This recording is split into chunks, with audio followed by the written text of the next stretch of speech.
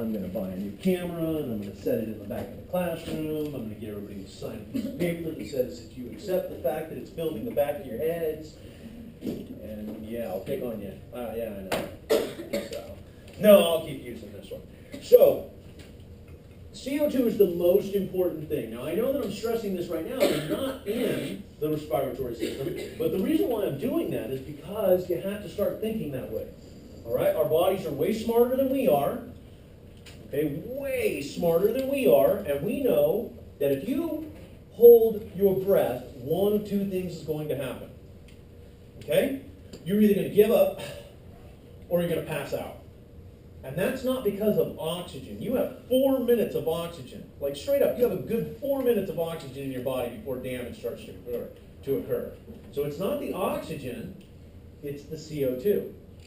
Now, I mentioned this last night to the other class because somehow they got a little bit ahead of you guys, but think about it this way. Our bodies have cells. Cells, on a continuous basis, do cellular respiration.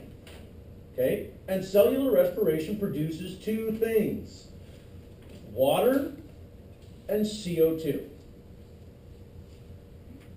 Right?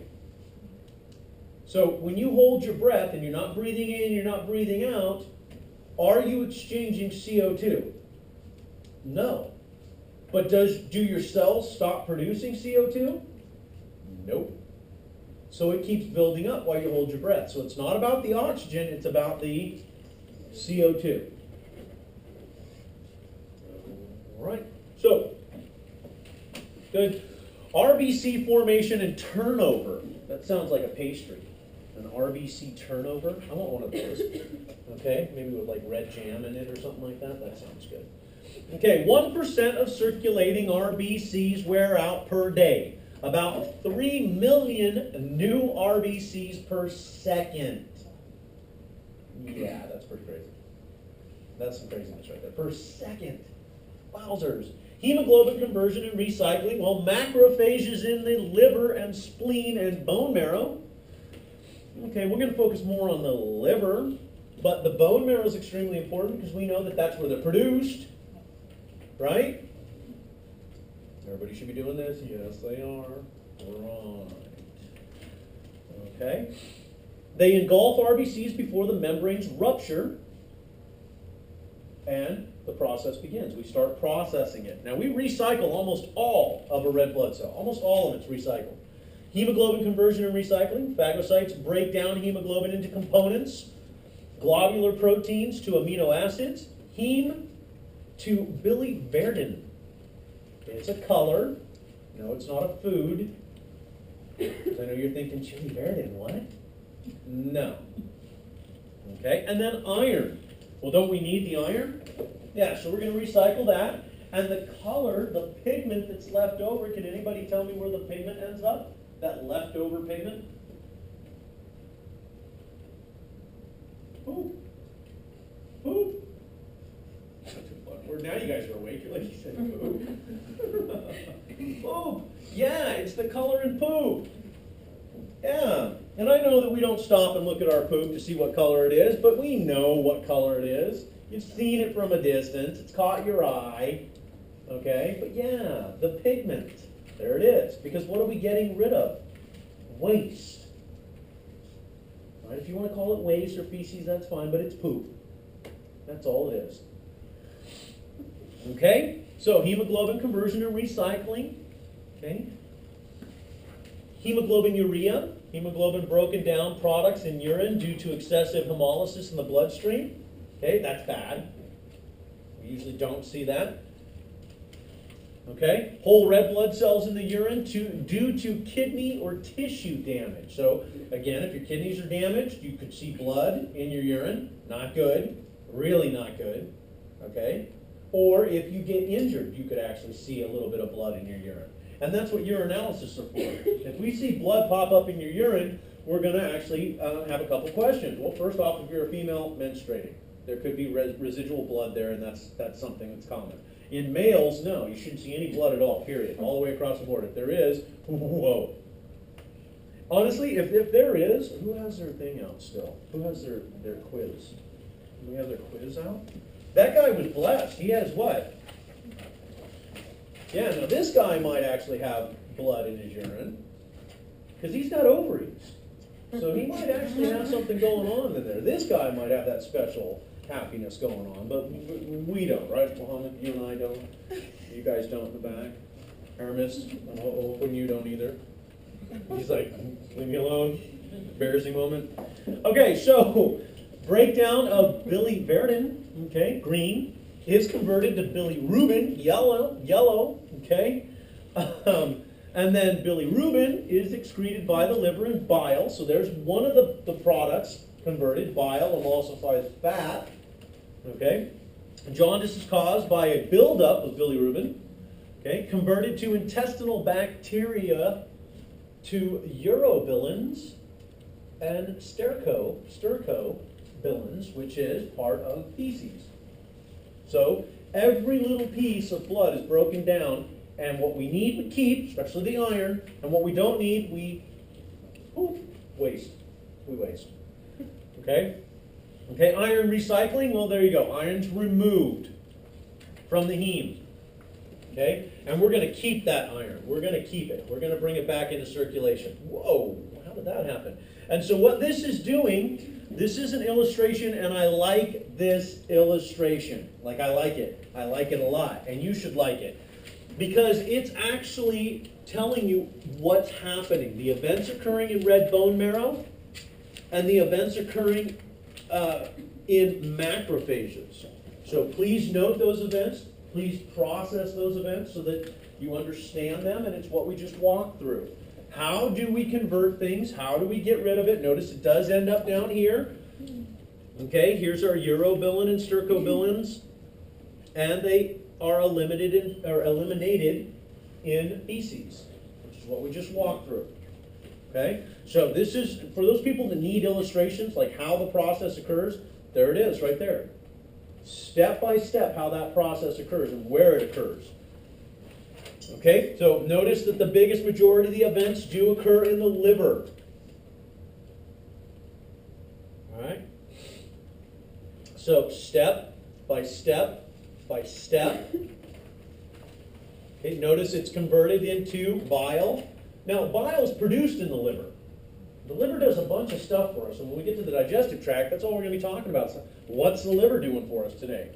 But the liver produces bile. Now, it's stored in the gallbladder.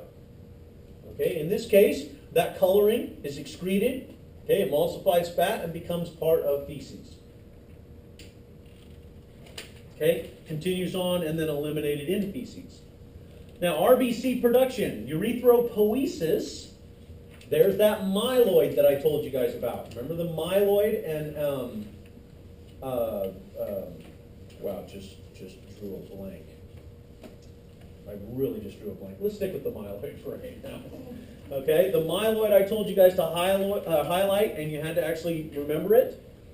Okay, occurs in myeloid tissue, red bone marrow in adults. Stem cells mature to become RBCs. Now there's a process, and we have to understand that process. So hemocytoblast, what does blast mean? Well, there you go. It's an immature cell, so what's it doing? It's becoming something. So stem cells in myeloid tissue divide to produce myeloid stem cells. They become RBCs. Some become WBCs. Lymphoid, there's the word I was looking for. Just got past me. Lymphoid stem cells become lymphocytes. Now, why are lymphocytes so gosh darn important? They're our immune system. Like, they are our immune system. Let me say that one more time. Lymphoid stem cells become lymphocytes, which is our immune system. Lymphocytes, B and T cells. Okay? CD4 and CD8 T cells, part of our primary adaptive immunity. Okay? And then B cells that become plasma cells and release antibodies, which we talked about yesterday, antibodies, part of our humoral immunity. What does humor mean? Fluid. Fantastic. Humoral immunity. We're circulating around. Okay, wow, look at this. Recall point. Blasts are immature cells, stem cells, also coming from a common origin. Building cells. blast. Stem cells, common origin. Blood is a connective tissue. Okay, light bulb should pop on right there. Stages of RBC maturation. So please note the stages, especially the stage where the nucleus is ejected. So if you're asleep right now, wake up, wipe your eyes, shake it off, okay? Shake it off, shake the sleep off, and focus up. Where does the nucleus get ejected? Okay? Boom! There it is. Okay, so let's break a few of these words down just so that you guys understand this. Prourethroblast. It is a cell. Notice, remember what I said yesterday. Why do we call it a cell if it doesn't have a nucleus? It's a cell. There we go. There's its nucleus right there. Pro, before. Okay, so it's kind of like in its pre-stages right here. Okay, boom. Urethroblast. Basophilic urethroblast. Okay. Polychromatophilic. Ooh, that's a nice word. I like that. Okay. What does poly mean? Many. And chrome? Color. Many colors. Okay, so he's got some colors going on. Then it becomes a normoblast. Woohoo, that's you guys, normoblast. Okay? And right at that point, when you become a normoblast, what do? Eject that nucleus. Okay? And during the process from day 4 to day 5, right here, when you become a reticulocyte, you kick out the nucleus. And then after day 7-ish, you enter the bloodstream as a mature red blood cell. So you do need to know this, and especially the process or the part where the ejection of the nucleus. Macrophage, chew it up, eat it up. It's like nucleus for breakfast. Awesome. That's what I had this morning. I'm so out there. Maya, are you okay? Are you sleepy, Smurf? Okay, just checking. All right, red blood cells, regulation of erythropoiesis. Building of red cells requires amino acids, irons, B12, B6, folic acid. Yeah, that's good to know. That's what we need. Okay, notice that our friend iron. Okay, and then what do you always hear bodybuilders talking about? Right? Yeah, I got my stack protein. I got my amino acid based happiness that I stir into my morning shake. Well, they might have something right there, right? Amino acids, proteins, vitamins, and what are they doing? They're lifting weights, right? You need the protein to build body mass. Wow, here's an aha moment. Doesn't blood circulate through the muscles? Aren't the things you need to build larger muscles found right there? So even though bodybuilders might seem a little kooky, they might actually know something. Okay, and how many people actually take these vitamins right here on a daily basis? A couple people. Good. Okay, you need them. Now, obviously, I told you guys about iron, and it's needed. It's not really needed every day, but it is needed. Now, erythropoietin, well, it's a stimulating hormone. It's good to know. It is part of the hormones that we were talking about. It was brought up. Wow, this could be a test question for tomorrow. Huh? There's a test tomorrow. So there is a test tomorrow, and on that test we're talking about hormones. This happens to be a hormone. Well, what does this hormone do? Okay, secreted when oxygen in peripheral tissue is low, hypoxia. Okay? Now, due to disease or high altitude. So guess what? Every single person that trains at a super duper high level, like Lance Armstrong when he did what he did way back then, okay? Mr. Lance Armstrong trained in what state? Does anybody recall what state he trained in? Mile High City, Denver, Colorado. Colorado. Now, why would he train in Colorado? Well, guess what? Denver's at 5,000 feet. Let me just put this into perspective for you, okay? Denver's at 5,000 feet, and Snoqualmie Pass, that seldom gets snow here in the Pacific Northwest, is at what, 3,200 feet? 3,400 feet? Yeah. 3,000, 5,000? So if he's training at high altitude, that means there's less oxygen. If there's less oxygen, his body has to produce more red blood cells to accommodate the lack of oxygen. The more red blood cells you have, the more oxygen that can be carried. So it is no surprise that all of the high-end athletes, including the football players, go and train where? Colorado, high altitude. Now, if you've never been to Colorado, I'll tell you, just right outside of Boulder, there's a stretch of highway that every Saturday and Sunday is filled with so many bicycles, it's ridiculous. Like you're running the center line if you're in a car because it's filled with bicycles. Okay? Why are they doing that? The high altitude. Okay? So EPO is what helps, it's the hormone that helps produce more, it stimulates the production of more red blood cells so that we can carry more oxygen out to the peripheral tissue where it is low. We did a capillary refill the other day, and that's what they're getting at. Do we have perfusion all the way out here? Okay, these are some of the tests related and the terminology to them. They've got some anemias in here. All right. Gosh, I wonder if I want to hit you guys with anemias. Yeah, you know what? Let's do this. Let's make sure you understand the different types of anemias. Okay? I might have one or two questions on this test later on about anemia. So just write down all the anemias and their names. Red blood cell only, please. Okay?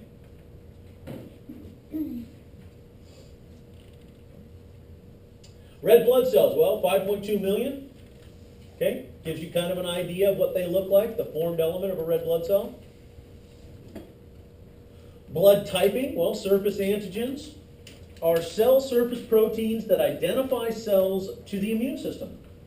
Now this is where it starts getting fun, and this is where I'm going to actually start using y'all as examples, because it's super fun. So our surface proteins that identify cells to the immune system. So let's grab our surface proteins.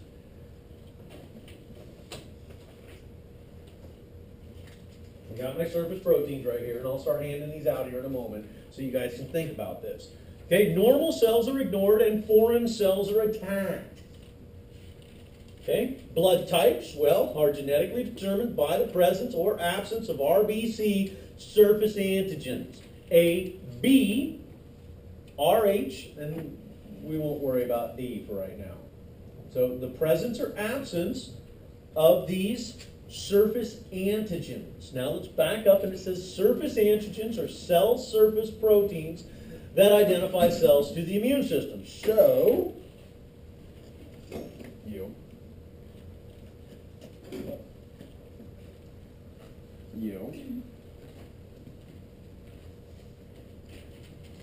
And you. Okay, now I have more of these, but this will be good. And don't worry, back row, I'll come and get you in a moment. Okay, so here I am, a cell in the body that circulates around and makes sure that the cells in the body are good to go. Okay, I can be a macrophage, I can be a dendritic cell, but my job is to check the surface antigens on a cell to make sure they belong. So as I'm circulating around, okay, I'm circulating, wow, there's my surface antigen. So I got to make sure that this works.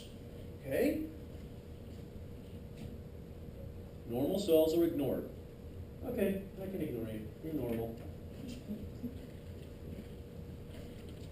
Hold it up nice and high. Normal cells are ignored. Foreign cells are attacked. Because she has the wrong type of antigen. Now, where's my other one? Okay, so you see what I'm getting at? There's surface antigens. If they belong, I'll just go right past, like, okay, I know that that cell belongs. But if they do not belong, I'm going to attack it. Same thing over here. I'm going to attack it. Now, there are some stipulations to that. When we get to the immune system, we'll talk about it quite a bit more. Okay, for instance, you can actually have one that belongs, but it's infected. And we have certain cells that can choose to ignore that it's a self-antigen and attack it. Okay, and we'll get to that when we get to the immune system, but our red blood cells have that. So, what if you're an A, you're an A, you're a B, you're an AB, you're an O, and you're an A? If I'm an A, who can I match up with? A, M, O. Because O doesn't have any of them. But I gotta be careful with A, B, and B, because there could be a mismatch of antigens, and guess what's gonna happen? I'm gonna either get attacked or I'm gonna die off. So we gotta be careful with that, and that's what we're talking about here. Okay? So types, A, B, and notice O's not up here, we'll get to it. We're talking about just the antigens right now. Okay? Oh, look at this. So 4 basic blood types and their antigens. So A, surface antigen A. B, surface antigen B. AB, surface antigen A and B. And then O has neither of them. O is kind of like, you know what, I'm special. And the unfortunate thing is I can only take O. Okay? So, agglutination or agglutinogens, antigens on the surface of RBCs, they screen by the immune system, plasma antibodies attack and agglutinate clump foreign antigens. So if for some reason we get the wrong type of blood, guess what's going to happen? The blood is going to get attacked and agglutinate. If we get the wrong type of blood, it's going to get attacked and it's going to agglutinate. So now here's where we're going to slow down. We're going to all put it in first gear, and we're going to think about this for a second, and then we're going to go into questions, because this is a concept that's really tough. It's really, really tough. Plasma antibodies. Plasma. What is plasma? 90% water, 55% of the composition of blood. So it's that fluid that's floating around, right? The fluid. So blood plasma antibodies, okay? So type A blood has type B antibodies. Okay, now anti means against. Okay, so I want you guys to put your thinking caps on. So type A blood has type B antibodies. So what type of blood do you think A is against? B. Hello. Type B has type A antibodies. Type O has both type A and type B antibodies. So can they receive A? No. Can they receive O or B? No, they cannot. Now type AB has neither. So it can receive everything. Because if it has neither, if you give it A, it can take it. If you give it B, it can take it. If you give it O, it can take it. Okay? So that means that type AB is the universal recipient, and type O is the universal donor. Okay? So if you give type A B blood, it's going to what? It's going to clump. So here you go.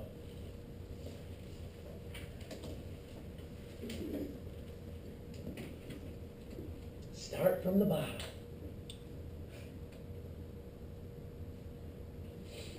Type A Type A blood has RBCs with surface antigen A. There's our surface antigen.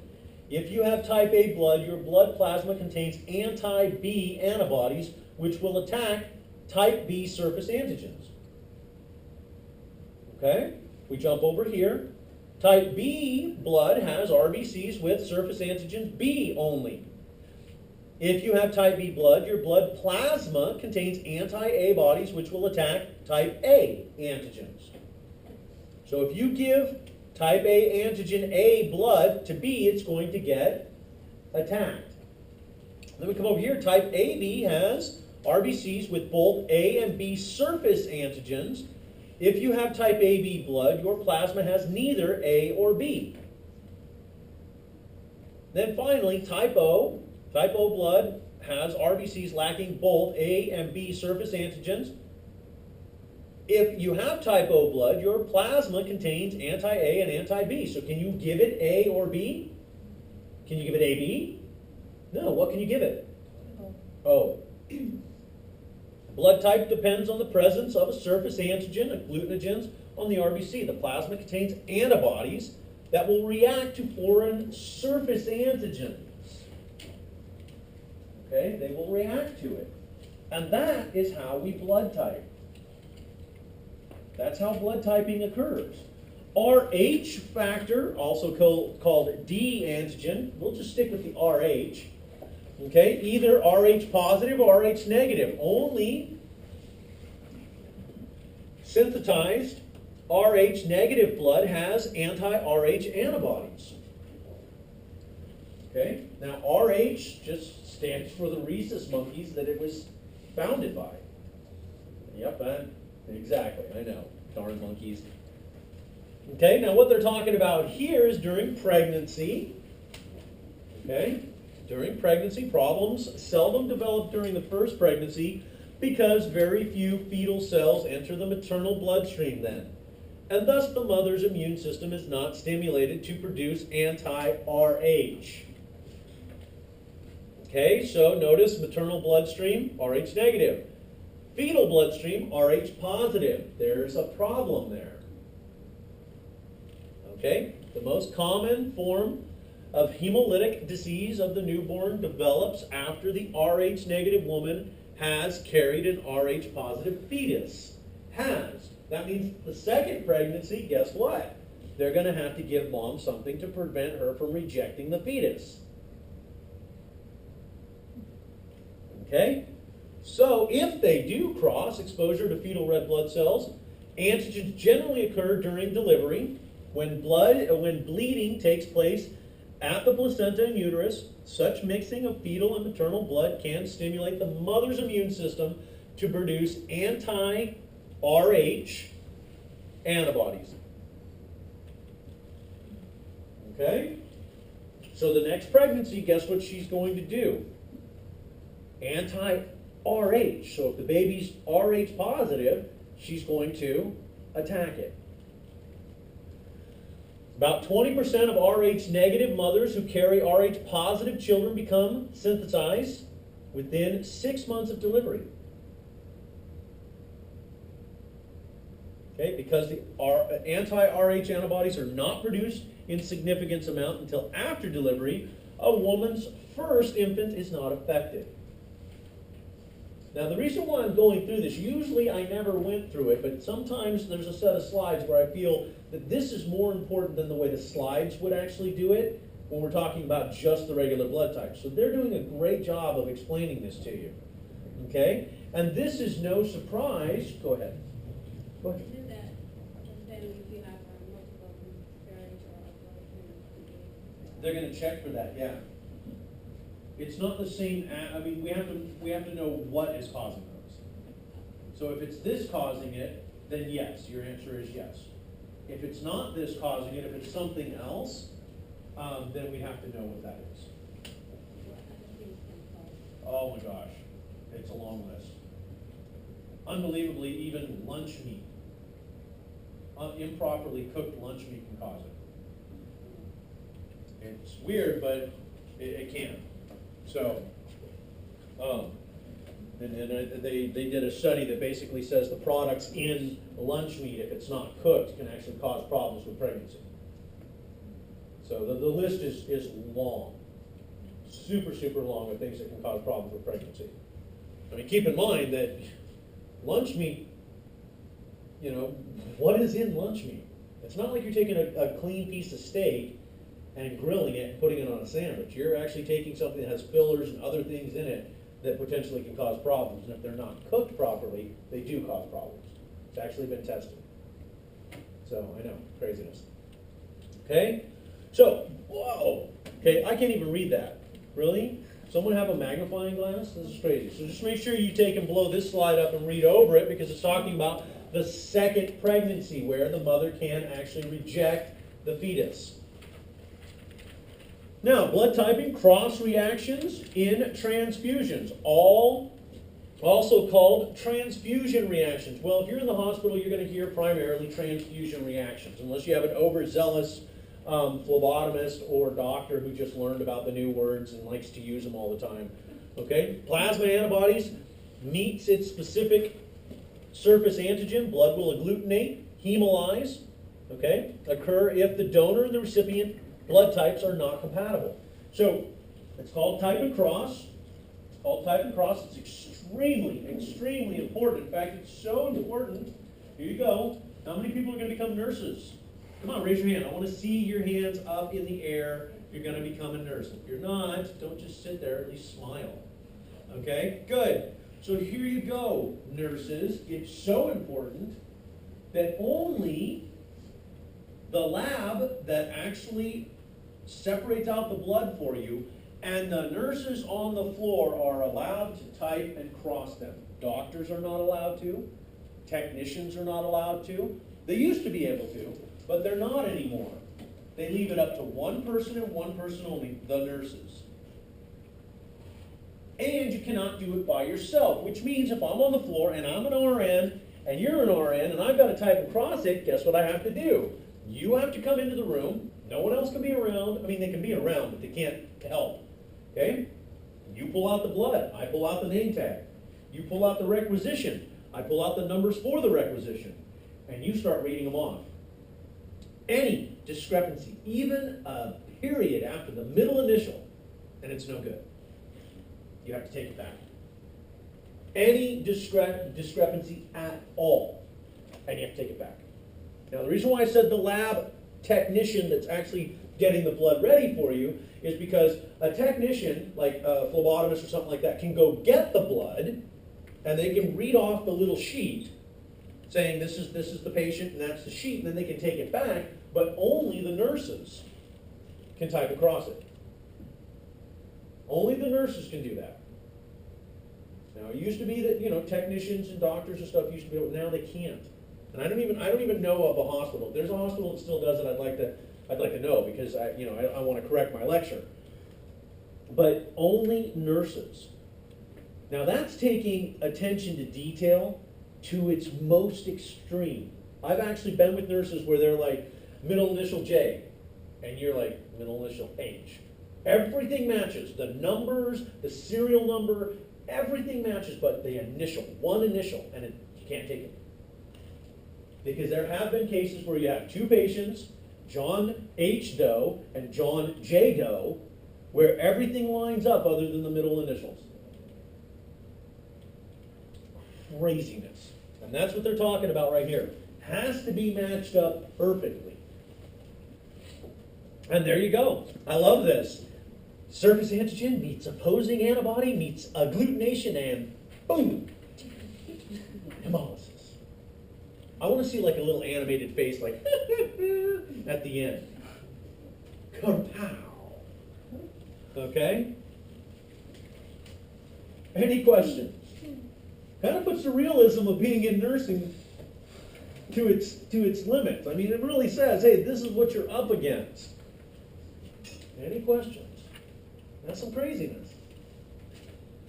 Yeah, and remember, a tarnish on your nursing license, if it's minor, you might be able to continue working. If it's major, you're done. Find a new career. It's over with. Yeah. No room for mistake at all, period, all the way across the board. So is it any surprise to you guys that I made such a big deal out of an X at the bottom of the page, or a smiley face, or reading the directions? One mistake, one letter, a middle initial, can cost a patient their life.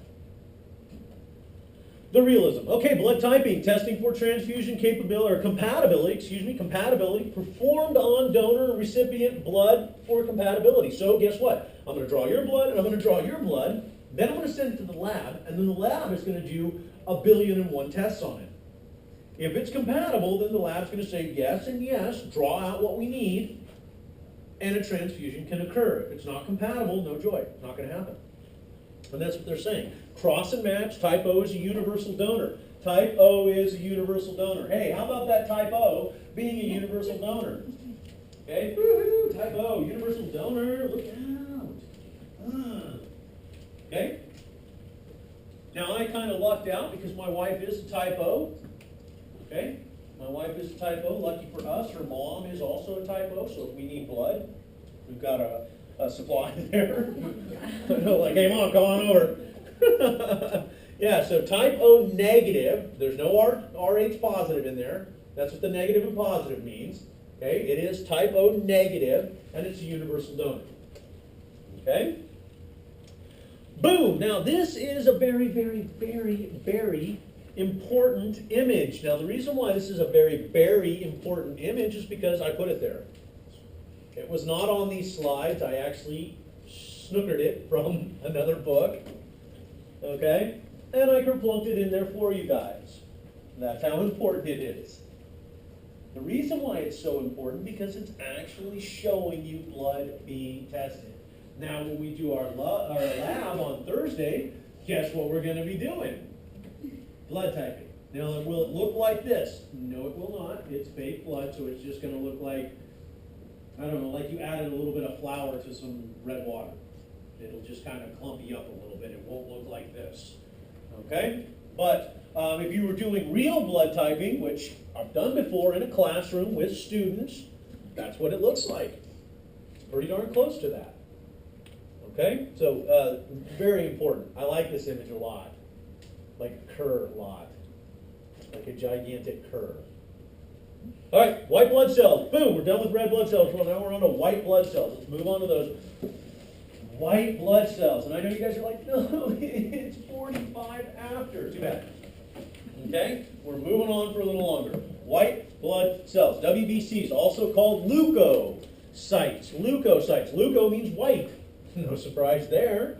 Okay? So, do not have hemoglobin. They do not have hemoglobin. They're white blood cells. That's how they are. Okay? Have nuclei and other organelles. White blood cells functions. Defend against pathogens. Remove toxins and waste. Attack abnormal cells. And that goes back to what I was saying. Roberta had a blue pen. I had a blue pen. That means that she belongs here. If you take the cap off the pen, does it match my pen? No. Now, even though it's the same color, and even though I know she belongs here, there's something wrong with it. It is now an abnormal cell. That means that I can attack the cell. It's not uncommon. Okay? Now, I know most of you are thinking, well, then why do we have cancer? Right? Because isn't cancer one of our cells? Well, the reason why we have cancer is because it grows so fast and at such a rate that our body can't keep up with it. It's like trying to run a race against a cheetah. It's just not going to happen. Okay? So, yeah. Yes, the cells are ours, but they're growing out of control. Tumor. A mass of cells. And we cannot get rid of it. Tumor. Okay? So, that's why we remove it, and we hope that it doesn't take off running again. Okay, now back in the day, they just removed whatever it was. If you had a tumor in your arm, boom, they chopped your arm off. Like, saved his life. He walks in circles, but it just saved his life. Okay? So now we have other treatments. Obviously chemotherapy, radiation therapy, obviously excision, different things like that. And the smaller it is, the better chances. The larger it is, no joy. So that's what they're talking about. Now, WBC circulation and movement. Most WBCs in connective tissue proper and lymphatic system. Wowzers, guess what? Lymph nodes, lymphatic system.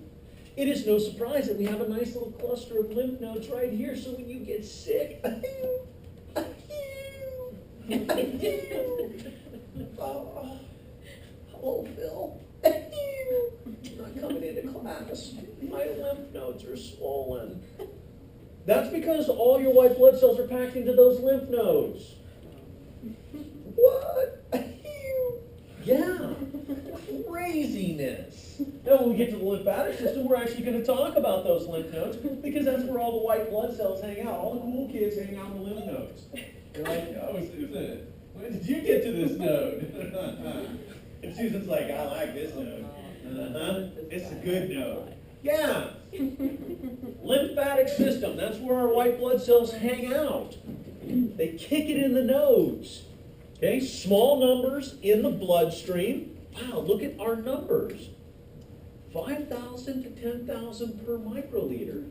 Did I not say that I would tell you where the numbers are? Those are the numbers. So 5 to 10,000, you're good. Anything above 10,000, you're what? You're getting sick. You're getting sick. So you can just imagine what 70,000 would do to you. If you have like 12 to 20